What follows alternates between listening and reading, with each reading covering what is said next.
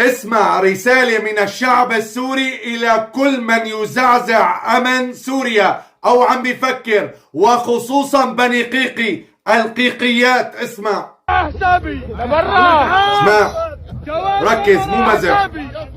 اللي ما عاجبه يعيش معنا جواز سفر حسابي.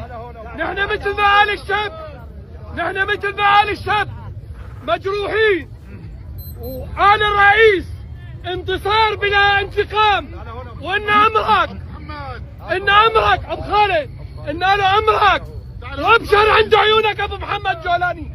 هلا ما عندنا احمد الشرع، هلا عند عيونك ابو محمد الجولاني. عرفت شلون؟ هذا اللي بدنا. تكبير!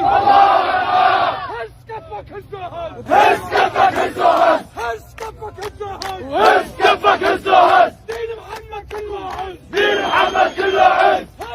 قسما بالله انكم اغبياء انتم جماعة قيقي، قسما بالله انكم ما بتفهموا، والله بالفطرة انكم اغبياء. صار 1000 انذار عم يعطوكم، لكن الشعب احتقن كثير منكم. ترى والله العظيم ما رح تقوم لكم قائمة بعد الآن. أنا عم بنصحك، ما يعني هي الرسالة والله العظيم من الشعب السوري.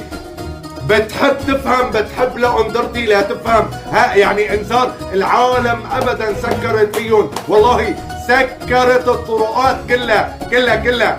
ما ضل مجال للصلح.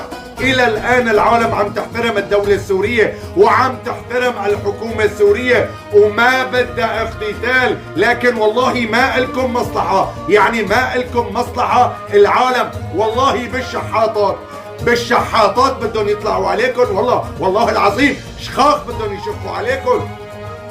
أنا عم بأنذركم والله العظيم. نعم العالم اليوم الشارع في سوريا كتير محتقن منكم، والله بالشحاطات بدهم يقتلوكم.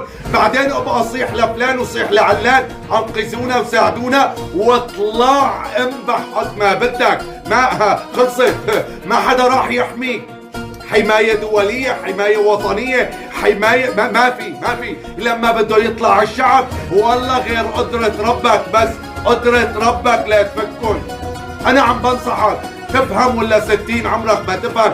ترى أنا مو فارق معي أبدا، يلي فارق معي هي سوريا يا حمار. يلي ما ضل طريقة ما ضل إلا وعملتها مشان تبيعها ومشان تقسمها ومشان تفتتها. نعم يا خونة يا عملاء، نعم هي الرسالة إلك. إن شاء الله 60 عمرك ما تفهم. يا رب.